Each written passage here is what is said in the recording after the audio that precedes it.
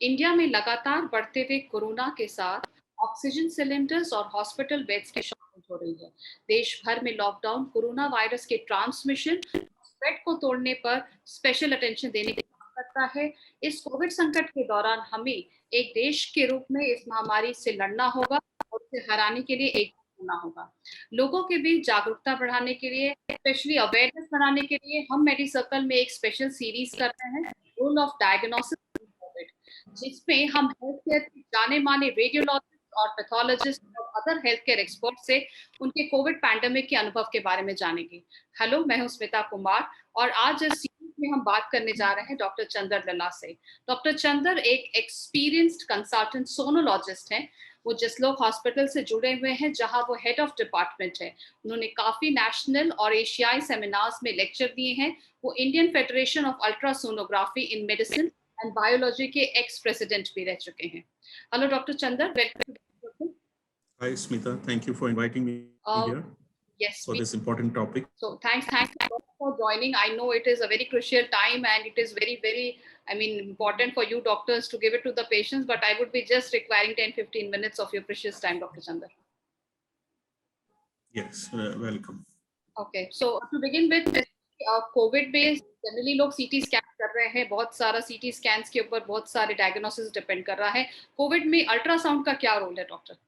तो easily transportable है to the bed side.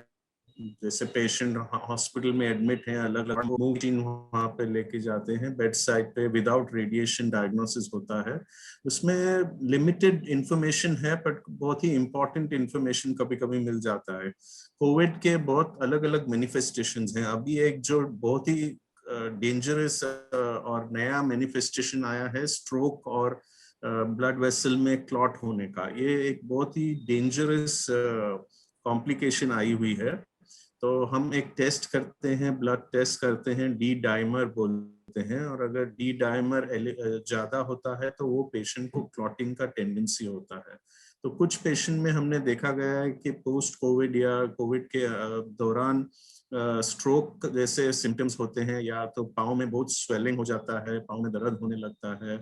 तो इसमें हम जब भी ये कलर से सोनोग्राफी करते हैं, उसका ब्लड फ्लो चेक करते हैं, और कोई कुछ पेशेंट में देखा गया है कि वेन्स में क्लॉटिंग है, आर्टरीज में क्लॉटिंग है, ब्रेन की सर्कुलेशन में क्लॉटिंग है। तो उसको हम जैसे डिटेक्ट करते हैं, हम वो पेशेंट को एंटी कोएगुलेंट्स में डालते हैं तो कि उनका क्लॉटिंग मेल्ट हो जाए और उनको कॉम्प्लिकेशंस ना हो। तो ये एक बहुत ही इम्पोर्टेंट कॉम्प्लिकेशन है, क्योंकि एक बार अगर स्ट्रोक हो गया तो लॉन्ग टर्म इम्प्लीकेशंस हो जाता है, पेशेंट बेड रिडन हो जाता है। और अगर वेन में भी क्लॉट हो तो वो लंग में जाके तुरंत पल्मोनरी एम्बोलिज्म बोल के उसको बोलते हैं, वो एकदम सडन डेथ हो सकता है। तो ये एक पहला इम्पोर्टेंट इशू है। सेकंड, नॉर्मली हम सीटी स्कैन करते हैं बट लंग्स को, क्योंकि देखा गया है कि कोविड लंग्स को बहुत अफेक्ट करता है, और हम एक बार सीटी करते हैं पर उसको बार बार रिपीट नहीं करते हैं। पेशेंट एडमिट होता है आईसीयू में, तो बेड साइड पे अल्ट्रासाउंड से हम वो लंग में कितना न्यूमोनिया है, कंसोलिडेशन है और पानी है कि नहीं, वो सब चेक कर सकते हैं बेड साइड में। और उसका ट्रीटमेंट से भी जुड़ा हुआ होता है, क्योंकि कभी कभी आईवी फ्लूइड्स ज्यादा हो जाते हैं तो वो लंग्स में मैनिफेस्ट होते हैं। तो ये सब हम अल्ट्रासाउंड से, चेस्ट अल्ट्रासाउंड करके हम चेक करते हैं कि लंग्स पे कितना जोर है। तो पहले तो सीटी करते हैं। सीटी इज वेरी वेरी इंपॉर्टेंट, और उसमें पता चलता है। कुछ ऐसे भी देखे गए हैं कि आरटीपीसीआर अगर नेगेटिव हो तो सीटी में पॉजिटिव अगर साइंस दिखते हैं तो वो फॉल्स नेगेटिव होते हैं आरटीपीसीआर। मतलब आरटीपीसीआर का एक्यूरेसी है 70-80%। बहुत ही अच्छा टेस्ट है, बट कभी कभी अक्यूट फेज में, समझो आपने इन्फेक्शन के लेटेंट फेज के पहले ही कर दिया तो नेगेटिव आ सकता है। और कभी पेशेंट को सिम्टम्स हो तो चेस्ट सीटी में और अल्ट्रासाउंड में वो दिख जाता है, प्लेन एक्सरे में भी कभी कभी दिख जाता है।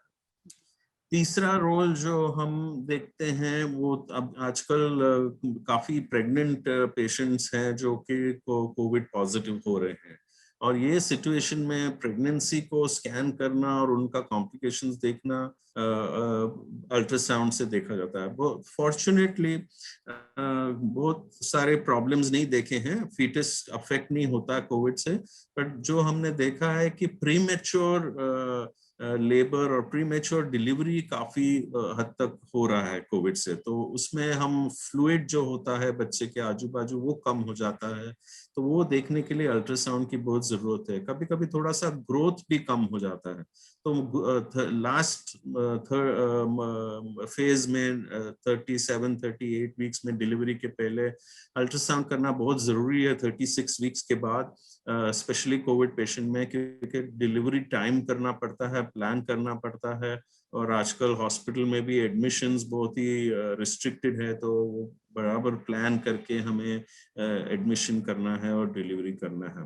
तो ये सारे बहुत सारे इम्पोर्टेंट रोल्स हैं। और हमारे और भी बहुत पेशेंट्स होते हैं जो समझो ट्रांसप्लांट लिवर, ट्रांसप्लांट किडनी के होते हैं, इनको भी बहुत सारा कॉम्प्लिकेशंस होता है, तो फिर वो भी अल्ट्रासाउंड से हम उनको मॉनिटर करते हैं कि वो किडनी फेल ना हो जाए, ट्रांसप्लांट किडनी फेल ना हो जाए।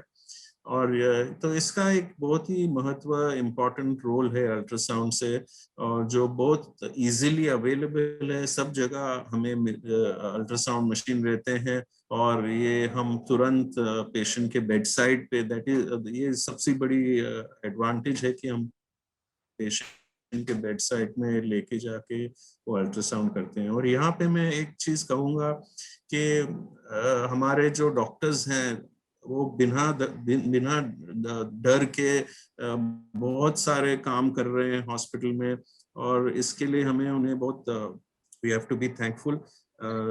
हमारे जूनियर्स जो हैं, इंटर्न्स, रेजिडेंट डॉक्टर्स हैं, बहुत सारे डॉक्टर्स हैं जो रात को भी स्कैन्स करते हैं पेशेंट्स के लिए।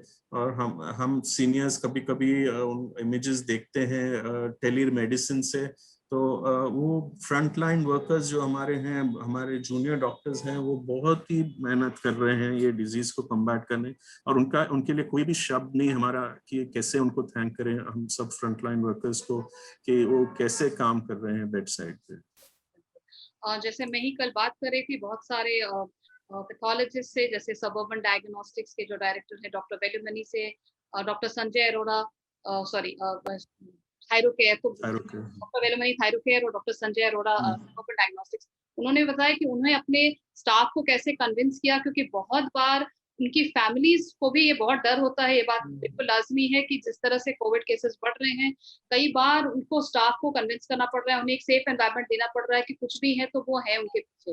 बिकॉज आज के दिन में जो है फ्रंटलाइन वॉरियर्स हैं, डॉक्टर्स हैं, जो पैरामेडिक स्टाफ हैं, इंटर्न्स हैं, खासकर लैब टेक्नीशियंस है, रेडियोलॉजिस्ट हैं, वो इतने इतने रिस्क लेकर काम कर रहे हैं। जरूर ये बहुत काबिल तारीफ है।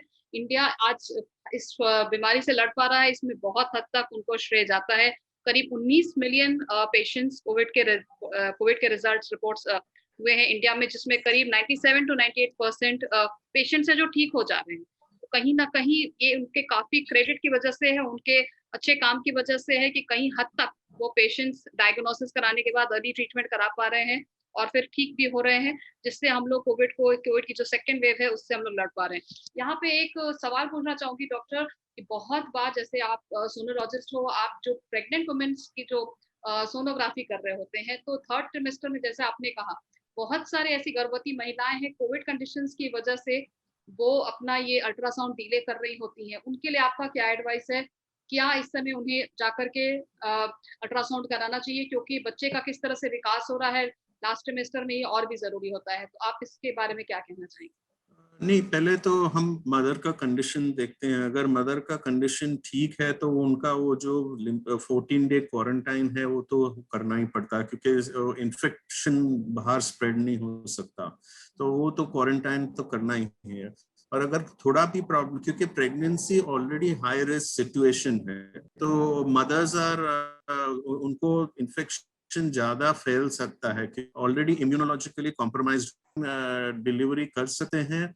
मदर का लाइफ बहुत इंपॉर्टेंट है, क्योंकि ये pregnancy already immunologically compromise situation है, तो इसमें दोनों के जान जा सकते हैं। तो एक चीज तो ये है कि हमें उनको बहुत ही केयर से या तो टेलीमेडिसिन से या तो कोई भी जरिए से उनका मॉनिटर करना बहुत ही जरूरी है। सो मेडिकल कम्युनिकेशन बहुत ही इम्पोर्टेंट है। और दूसरा, अभी हमने फॉक्सी स्टेटमेंट भी निकाला है कि वैक्सीनेशन बहुत इंपॉर्टेंट है प्रेग्नेंट मदर्स के लिए। तो काफी देशों में अभी वैक्सीनेशन उन्होंने ऑलरेडी दे चुके हैं।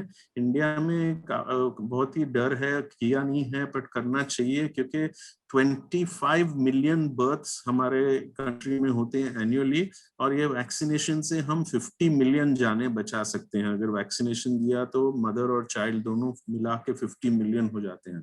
तो ये सिग्निफिकेंट एक पॉपुलेशन है जहां पे हमें फोकस करना है। डॉक्टर चंद्र, आपके हिसाब से डायग्नोसिस के नजरिए से आपका क्या एक्सपीरियंस रहा है इस कोविड सिनेरियो में, डायग्नोसिस के इस पूरे फील्ड में? रेडियोलॉजिस्ट जैसे आप, जैसे सोनोलॉजिस्ट हैं, आपकी क्या भूमिका रही है, और आपके जैसे रेडियोलॉजिस्ट की क्या भूमिका रही है? नहीं, रेडियोलॉजी तो बहुत ही इम्पोर्टेंट है। एटलीस्ट आप सीटी स्कैन देखेंगे तो एकदम इम्पोर्टेंट है, क्योंकि थोड़ा भी अगर चेस्ट सिम्टम्स है, ब्रीदिंग डिफिकल्टी है और ऑक्सीजन सैचुरेशन अगर गिर रहा है, उसको हम मॉडरेट डिजीज बोलते हैं, तो वहां पे हमें सीटी या एक्सरे चेस्ट करना बहुत ही जरूरी है, क्योंकि कितना इन्वॉल्वमेंट है, सिवियरिटी है, वो सीटी से ही पता चलता है। और अगर वो सीटी स्कोर हाई है तो हमें फिर उनको आईसीयू में ट्रांसफर करना पड़ता है। तो ये इम्पॉर्टेंट चीज है कि अगर आरटीपीसीआर पॉजिटिव है और अगर ऑक्सीजन सैचुरेशन गिर रहा है तो घर पे मत बैठिए, आप प्लीज हॉस्पिटल में एडमिट हो जाइए, क्योंकि ऑक्सीजन की जरूरत है। कल ही मुझे एक बहुत ही बुरी खबर मिली थी। एक नॉन रिलेटिव घर पे क्वारंटाइन थी और किसी को बताया नहीं, उनको रात को बहुत ब्रीदिंग डिफिकल्टी हुई और सुबह को वो बहुत सीरियस हो गई, तो और बहुत मुश्किल से उनको ये करना पड़ा। तो ये थोड़ा भी अगर हम क्या करते हैं, जनरली पेशेंट को फोन पे भी बोल देते हैं कि अगर 3-4 मिनट आप वॉक करिए, ऑक्सीजन सैचुरेशन सो के मत लीजिए, 4-5 मिनट वॉक करके ऑक्सीजन सैचुरेशन लीजिए, और अगर वो गिरता है 90 से नीचे आता है तो प्लीज कंसल्ट करिए मेडिकल, आपका जो भी प्रैक्टिशनर है, तो वो आपको गाइड करके फिर एडमिट कर सकता है। जी, बिल्कुल। तो ये जो वॉक में सैचुरेशन का हो रहा है, ये बहुत ज़रूरी है। बहुत बार जो पेशेंट्स हैं, वो लेट करके ही अपना ऑक्सीजन सैचुरेशन ले रहे हैं, जो कहीं हद तक स्टेबल रीडिंग बता रहा है। लेकिन वॉक करने के बाद यही रीडिंग जो है, वो कहीं-कहीं केसेस में बहुत ज़्यादा गिर जा रहा होता है, जो कि बहुत अलार्मिंग। तो आपका अगर ऑक्सीजन सैचुरेशन वॉकिंग और स्टेबल दोनों कंडीशंस में कैसा है, 5 मिनट के वॉक के बाद अगर वो रिक्वायर्ड लेवल से घट रहा है, जैसे 94 से घट रहा है, तो आप काइंडली हेल्थ केयर एक्सपर्ट्स को कनेक्ट करें या अपने डॉक्टर से बात करें। और जिन पेशेंट्स को कोमॉर्बिडिटीज है, वो बिल्कुल ही डिले नहीं करें। बट लेकिन डॉक्टर चंद्र, यहाँ पर एक और बात कहना चाहूंगी, जिस तरह से हॉस्पिटल्स और बेड की कमी है पूरे देश में, जिस तरह से ऑक्सीजन की कमी है पूरे देश में, ऐसे कई पेशेंट्स हैं जिन्हें बेड नहीं मिलने की वजह से भी उनकी जानें जा रही हैं। नहीं, अभी एक्चुअली अब बहुत ही ऑर्गेनाइज हो गया है। आप आपके वार्ड में, बीएमसी वार्ड में अगर फोन करेंगे तो कहाँ ना कहाँ वो आपको एडमिट करके फैसिलिटीज कर सकते हैं। बॉम्बे की सिचुएशन इतनी खराब नहीं है जितनी बाकी के देश में है। मैं कह रहा हूँ कि यहाँ पे आप तो थोड़ा सा अगर टेलीफोन कर लेंगे या लोकल हेल्प लेंगे तो जरूर उनका कुछ ना कुछ बंदोबस्त हो जाएगा। जी बिल्कुल। यहाँ बट पर इसमें क्या है कि हमारे पास जो पेशेंट आते हैं ना, वो बहुत लेट आते हैं। तो प्रॉब्लम यही है कि वो सोचते हैं कि हमें और तकलीफ नहीं होगी, घर पे क्वारंटाइन होगा, हॉस्पिटल में एडमिट होने से ज्यादा तकलीफ होगी, सबको तकलीफ होगी, तो इसमें डिले कर लेते हैं। तो इसमें ये 3 कैटेगरीज जो हैं वो बहुत ही इम्पोर्टेंट हैं, जो माइल्ड, मॉडरेट, सिवियर हम बोलते हैं। माइल्ड डिजीज में थोड़ा सा ही फीवर या कॉफ होता है, थोड़ा सा भी ऑक्सीजन सैचुरेशन गिर रहा है और ब्रीदिंग में डिफिकल्टी है बात करने के बाद या 5 मिनट वॉक करने के बाद, तो उसको हम थोड़ा मॉडरेट कहते हैं। तो ये मॉडरेट स्टेज पे आपको तुरंत अगर मेडिकल हेल्प लेना चाहिए। बिल्कुल, बिल्कुल। तो यहाँ पर एकदम ही डिले ना करें। बहुत बार जैसा डॉक्टर चंदन ने बोला, ये बहुत सही है कि बहुत बार पेशेंट्स होम क्वारंटाइन में रहते हुए सिचुएशंस काफ़ी कॉम्प्लिकेट कर दे रहे हैं और अस्पताल तक पहुँचते-पहुँचते ही वो बहुत लेट कर दे रहे हैं। ये भी एक बहुत बड़ा कारण रहा है। तो अगर आप घर पे हैं, होम क्वारंटाइन है, तो हर 2 घंटे पे अपने टेम्परेचर को चेक करते रहें, अपना saturation, oxygen saturation level check करते रहें, और जो भी रिक्वायर्ड लेवल्स है ऐज के हिसाब से, अगर वो उससे नीचे आ रहा है तो काइंडली आप हेल्प मेडिकल हेल्प या असिस्टेंस लें, सेल्फ मेडिकेट करना बिल्कुल ही सही नहीं होगा यहाँ पे। डॉक्टर चंद्र, एक यहाँ पे एक छोटा-सा सवाल ये भी होगा, जनरली सीनियर जो पेशेंट्स होते हैं, सीनियर सिटिज़न्स जो ओल्ड पेशेंट्स होते हैं, उनका जो सैचुरेशन होता है वो जनरली 94, 93 नीचे नहीं रहता, जनरली कभी-कभी वो 89, 90 के आस-पास रहता है, तो क्या इसे नॉर्मल माना जाए या उन्हें होम क्वारंटाइन में ही रहने दिया जाए? नहीं, तो हम पूरा एनालाइज करते हैं। एक ही खाली ऑक्सीजन सर्जरी, अगर उनको ब्रेथलेसनेस की तकलीफ हो रही है और फीवर बढ़ रहा है, मतलब, तो हम बहुत सारे टेस्ट करते हैं। जैसे मैंने कहा, एक टेस्ट डी डाइमर है, बहुत सारे दूसरे टेस्ट भी होते हैं। तो अलग अलग कंडीशंस के लिए हम अलग अलग टेस्ट करते हैं। तो अगर कुछ भी ब्लड टेस्ट जो पैनल में आ जाते हैं पॉजिटिव या ब्रीदिंग डिफिकल्टी होती है, तो we need help, specially for senior citizen करते हैं, क्योंकि उनका ऑलरेडी सर्कुलेशन, जैसे मैंने कहा, अगर जो ब्रेन का जो ब्लड सप्लाई है वो अगर कॉम्प्रोमाइज्ड है तो स्ट्रोक होने का चांस है। में वेन्स में या कहाँ भी क्लॉटिंग की बहुत इंपॉर्टेंट चीज है सीनियर सिटीजन में। तो ले लेते हैं कि अगर डी डाइमर हाई हो तो। यस स्मिता जी। सो मेडिसर्कल पे आने के लिए डॉक्टर चंद्र आपका बहुत-बहुत धन्यवाद, और आपने इतने कम वक़्त में हमें समय दिया, और जिस तरह से आप फ्रंटलाइन वॉरियर्स पेशेंट्स की मदद कर रहे हैं, ये बहुत ही थैंकफुल है। मैं पूरे मेडिसर्कल टीम की तरफ से आपका धन्यवाद देती हूँ कि आप जो डॉक्टर्स हैं वो बिल्कुल आज के दिन में पेशेंट्स की जान बचाने के लिए काफ़ी हद तक कोशिशें कर रहे हैं। आपकी ये कोशिशें सराहनीय हैं। Thank you for once again for joining Medicircle and sharing your significant views with us. Thank you very much. Thank you.